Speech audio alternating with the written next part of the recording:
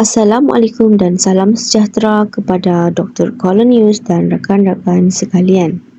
Kumpulan kami akan membentangkan sistem cerun dan bagaimana operasi pemindahan bahan dalam sistem cerun.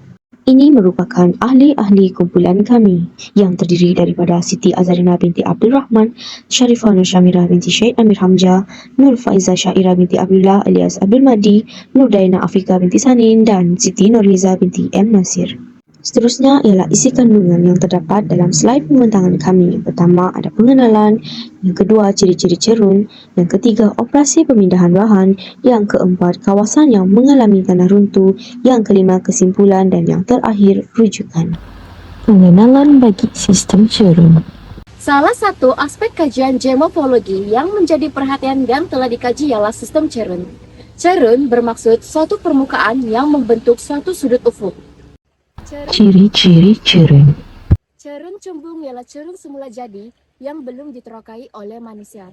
Susunan kontur pada bagian atas adalah jarang, manakala susunan kontur pada bagian bawah ialah rapat. Ruang atau jarak antara garis-garis kontur semakin jarang apabila tingginya bertambah. Seterusnya, cerun landai.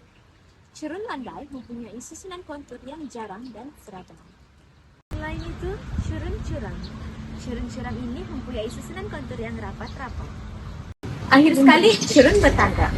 Cerun bertangga mempunyai susunan kontur yang rapat dan berselang-seling dengan susunan kontur yang jarang. Cerun cekung. Cerun cekung berbentuk curam di bahagian atas dan landai di bahagian bawah. Cerun cekung ini biasanya terbentuk di kawasan batuan yang lembut, mudah terluluh hawa dan terhakis seperti tanah laterit ataupun tanah merah.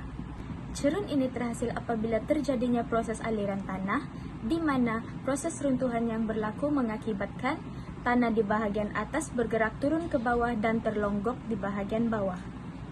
Operasi pemindahan bahan.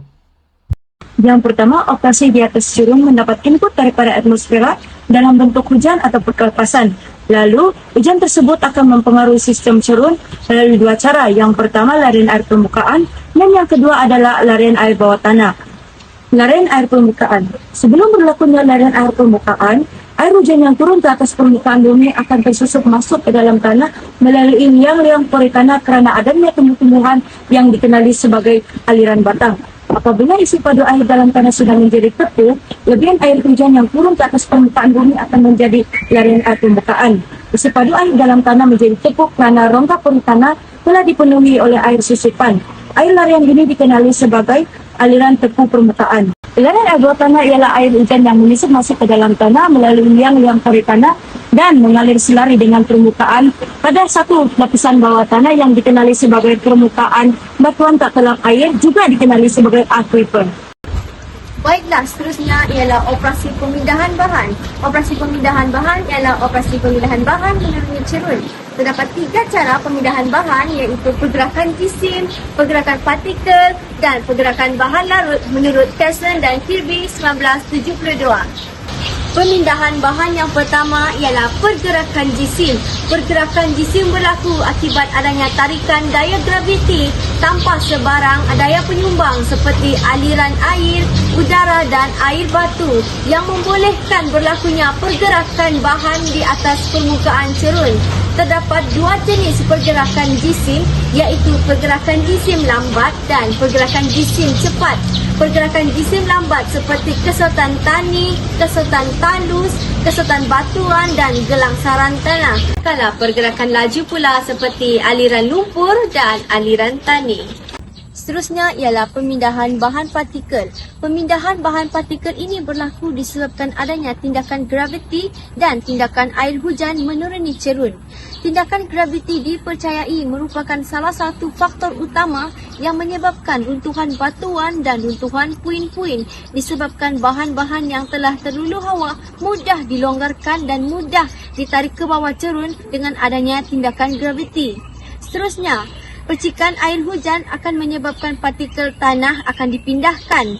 Apabila air hujan terkena pada lapisan permukaan tanah tersebut akan terhakis dan dilempar keluar daripada pusat hempasan air hujan. Proses percikan air hujan ini merupakan proses pemindahan bahan partikel. Partikel-partikel tersebut akan dipindahkan melalui larian air permukaan menuruni cerun. Pemindahan bahan larut merupakan proses yang terakhir di mana bahan-bahan tersebut akan terbentuk akibat adanya air mengalir, sama ada air larian permukaan ataupun air yang mengalir akibat adanya hempasan air hujan.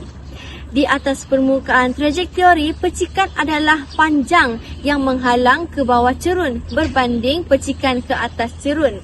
Butiran pasir akan ditolak ke bawah cerun yang menyebabkan hakisan akan mudah berlaku. Kawasan yang mengalami tanah runtuh. Menurut Asrawani 2022, runtuhan tanah yang berlaku di metropolis yaitu di Rio de Janeiro, Brazil, susulan akibat daripada hujan lebat yang berterusan selama 24 jam, menyebabkan 44 orang maut dalam kejadian tanah runtuh dan banjir lumpur. Menurut Berita Harian 2022, di kawasan Bogota yaitu di Kolombia, seramai 34 orang maut dan 9 orang lagi cedera, di mana 3 orang berjaya keluar dari bus dan 6 orang lagi berjaya keluar dari kendaraan pesendirian yang berada di tempat kejadian tersebut. Kesimpulannya, dalam mencegah kegagalan sistem cerun, kita haruslah menggunakan beberapa langkah yang berkesan. Contohnya, melalui langkah fizikal seperti menanam tanaman tutup bumi pada permukaan cerun. Selain itu, langkah kejuruteraan juga boleh dilakukan. Misalnya, melakukan penyemanan pada permukaan cerun dan membina tembok pada kaki cerun bagi mengelakkan kegagalan sistem cerun seperti tanah runtuh berlaku. Rujukan.